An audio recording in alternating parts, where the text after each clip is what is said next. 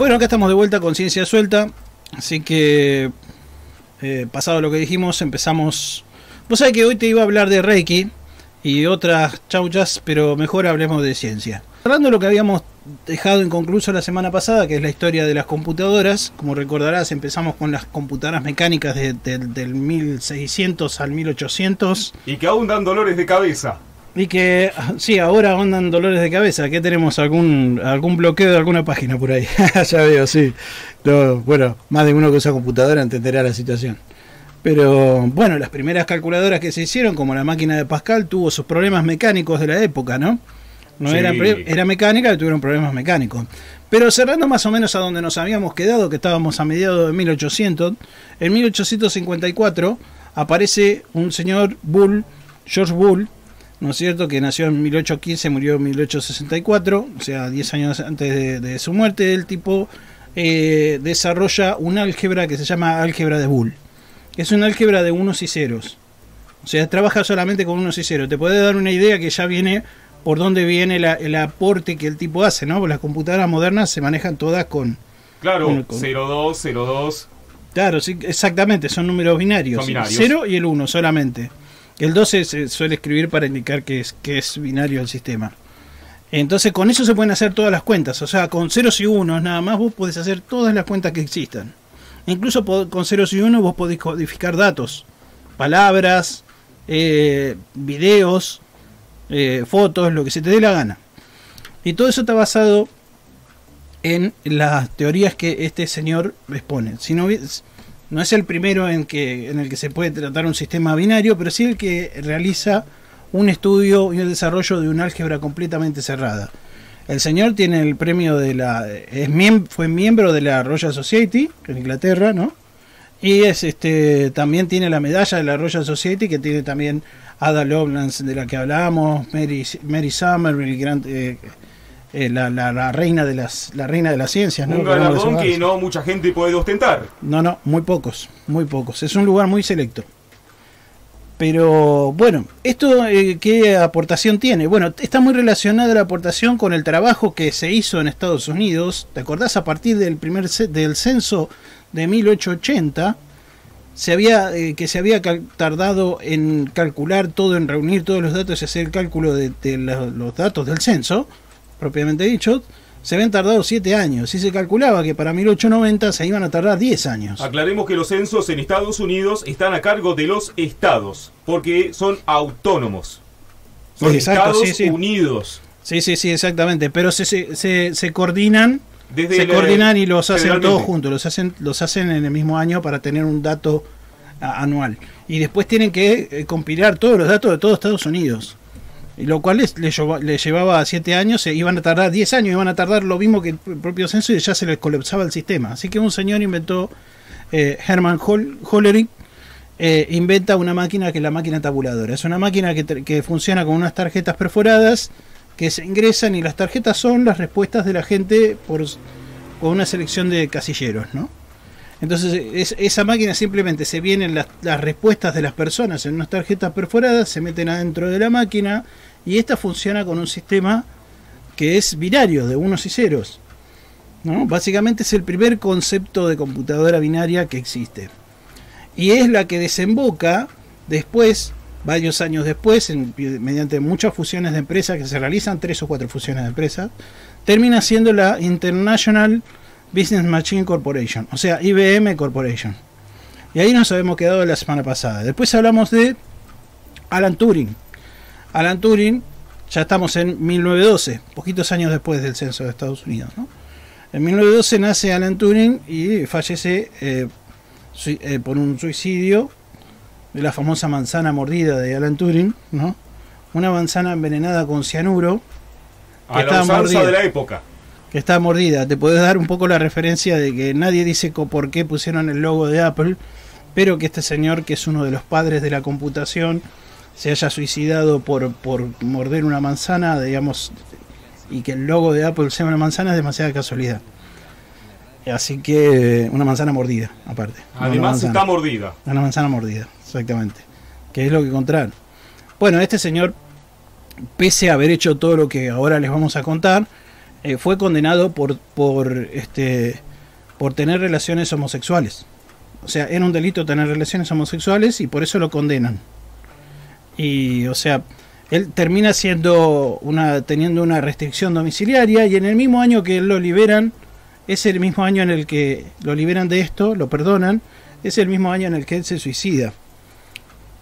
Y no está muy claro todo ese tema, ¿no? Pero es una de estas víctimas que tenemos de la locura de la humanidad. Un gran hombre, un genio. El tipo fue matemático, criptógrafo, lógico, informático, filósofo, biólogo teórico, y creó una máquina teórica que es la base de cómo funcionan las computadoras hoy en día, que es la máquina universal de Turing, que llevan el nombre de él, ¿no? Obviamente, ese tipo es al que le dijeron: te condenamos porque sos homosexual. Una verdadera locura. Pero bueno, siguiendo un poco con la historia, estamos en el año 1912, aparece la máquina Enigma. ¿Esa la conoces? Y la máquina que trajo ahí, dicen los conspiranoicos, el desenlace, su descubrimiento del sistema encriptativo, desencadenaron el final ya de la Segunda Guerra Mundial. Sí, está relacionado con eso. Es la máquina que usaban los nazis para codificar los mensajes. Exacto. Entonces era como una máquina de escribir, vos escribías ahí mensaje, tenía unos rodillos, ¿no? Unos rodillos. Entonces, a medida que se presionaba cada tecla del mensaje, los rodillos empezaban a funcionar y un indicador decía: bueno, ya escribe una letra. Escribía una letra diferente, de acuerdo a la posición de estos rodillos, a cómo estaban colocados. Es una máquina bastante interesante. Es creada en el año 1918, mucho antes de la época de Hitler. Y no está creada con una intención de ser una codificación de mensajes militares ni nada de eso. Es una máquina creada para la codificación de transacciones económicas. O sea, la intención era tener una máquina en la que pudieran hacerse transacciones económicas seguras.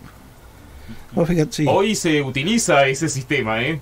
Hoy se utilizan mecanismos de codificación mucho más complejos. Obviamente a esta máquina te la descifra, una de las máquinas modernas te la descifra en un periquete. Pero el corazón es este mecanismo. Claro, el corazón esa es la idea, es agarrar el mensaje, transformarlo de alguna manera y meterlo, ¿no es cierto?, en otro mensaje diferente. Eso es básicamente. Podemos hablar de criptografía, pero es el tema que se va un poquito técnico. Yo tengo la suerte de haber estudiado algunas cositas de esas que tienen que ver con criptografía. Son muy muy interesantes. Si a alguno le interesa puede preguntar en el grupo. Nosotros tenemos el grupo de Facebook, o en Ciencia Suelta, o en el canal de YouTube Ciencia Suelta. Bueno, finalmente en 1932 cae Hitler, gana las elecciones. Cuando Hitler gana las elecciones, recupera todas las máquinas Enigma que existen, trata de recuperarlas todas. Obviamente alguna quedó por ahí tirada en algún lugar, pero él trata de recuperarlas todas con la intención de utilizarlas después para el ejército y que no tenga la utilización comercial. O sea, se las saca todas. Y obviamente también pone a trabajar para sí a las personas que están trabajando en la máquina de Enigma y realiza algunas mejoras incluso sobre la misma máquina.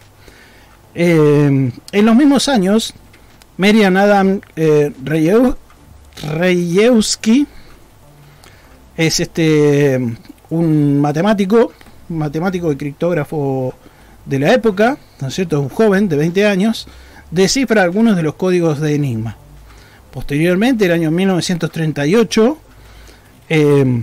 Marian Adam Rejewski diseña lo que se conoce como bomba o la bomba criptográfica, que es la máquina que descifra la máquina Enigma. O sea, es una máquina que sirve para descifrar los mensajes de la Enigma. Bien, bueno, no la construye, simplemente hace un diseño. Después, en 1939, y acá entra Alan Turing, ¿no es cierto?, que ya tenía su máquina teórica, y ve el potencial en este diseño, y basado en el diseño de Bombe, Alan Turing, Gordon Wishmany y Harold King son los principales que trabajaban en este proyecto. Construyen esta bomba, ¿no es cierto?, o bomba criptográfica o Bombe. Esta máquina termina siendo, luego de mucho trabajo, la máquina que descifra los códigos de Enigma. No es que haya descifrado todos los mensajes de Enigma, sino que algunos mensajes enviados por la mañana, creo, una cosa así, fueron descifrados. Eso le permitió conocer a los aliados la posición estratégica de muchos militares y las decisiones militares que se iban a tomar los nazis, ¿no es cierto? Eso es lo que permitió salvar millones de vidas y adelantar el final de la guerra. Torció el destino de la guerra. Sí, no sí, es una conspiración. No, lo torció. De hecho, hay una hipótesis en la que todos los espías que se enviaron a Inglaterra o a los lugares nazis que estaban, eran simplemente una pantalla para poder determinar, para que los alemanes no descubrieran que ellos le estaban descifrando los códigos. Claro, había que seguir el juego. No tenían que saber que su sistema ya no era tan infalible. Claro, exactamente. Y esto está un poco reflejado también en la película de Alan Turing, en la película, la última película que se hizo, hay algo reflejado. No es exactamente así, no son teóricos, porque bueno, ahí hace falta tener, por ejemplo, no se dice que el diseño no es de Alan Turing, de la máquina, pero bueno, la película necesita un héroe. Y bueno, el héroe es él, obviamente. Pero eso no hace que Alan Turing sea más increíble de lo que fue, porque la verdad que fue un verdadero genio. Una lástima que se haya perdido ese genio ahí, ¿no? Bueno, terminada la guerra, desarman la máquina y nadie sabe nunca más qué pasó con eso. Obviamente para que no supiera nadie que tenían el potencial de hacer eso. Después se supo toda la verdad, obviamente, porque bueno, la ciencia es una bola imparable, una máquina imparable. Y el adelanto tecnológico no lo puede frenar un político. Es muy difícil. Sí lo pueden frenar, por ejemplo, la Inquisición. La Inquisición lo ha hecho, el oscurantismo ha hecho un desastre. Y también los que, como les vamos a contar ahora en el segundo bloque, los que quemaron la biblioteca de Alejandría también, ¿no es cierto? Bueno, posteriormente, ya entrado el siglo XX, para la época, para el año 1940, tenemos la propuesta de von Neumann.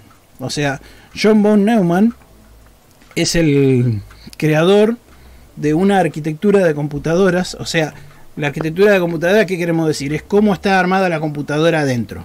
Tiene una entrada, una CPU, o sea, toda la computadora propiamente dicha, y una salida. Hoy nosotros eso lo vemos como normal, pero no había una estructura de ese tipo de computadora. O sea, lo más natural que hoy tenemos es la entrada es el teclado, la salida es el monitor. También la salida puede ser la impresora, pero ese concepto, ¿no? Se entra con algún dato de algo, hay una máquina que procesa y hay una salida. Ese concepto básico, más la arquitectura interna, donde hay una memoria para poner los programas, hay una memoria para poner los datos, ¿no es cierto? Todo ese concepto ya lo estaba en la arquitectura de este señor von Neumann, basado un poco en el concepto de la máquina teórica de Alan Turing y todo lo que estuvimos viendo la semana pasada. Todo desemboca en esto. Estamos hablando de 200 años de adelantos tecnológicos. No es que a alguien se le ocurrió, ahora voy a hacer la computadora y te la fabrico. No. Bueno, bien. Desde Anticitera hasta aquí, señores. Claro, y Anticitera es de 2000 años. Pero bueno, lamentablemente tuvimos 1000 y pico de años, 1600 años de atraso. 1600, casi, bueno, más de 1000 años. Más de 1000 años de atraso tecnológico y bueno, nos quedamos ahí. Bueno. Finalmente podemos decir que ahí llegamos a lo que es una computadora moderna. A partir de ahí las computadoras se fueron transformando en más electrónicas, el adelanto de la fabricación el invento del transistor, las memorias, los microchips fueron haciendo que las computadoras fueran cada vez más chicas. Un gran adelanto dio Argentina en el 1961, con el Instituto Argentino de Cálculo a cargo del doctor Sadowski, que tuvo la primer computadora operativa de Sudamérica. Ajá. Desde ahí se crea lo que hoy es el CONICET. Y bueno, esto es para un programa, esto de la computadora Eulogia. Bueno. Eulogia se llamaba esta gran máquina, una máquina voluminosa, pero que de manera digital, ya automática, realizaba cálculos allá en 1961 en Argentina. Vamos a hablar un día sobre Eulogia. Eulogia funcionaba con tarjetas perforadas, ¿no? Exactamente. Sí.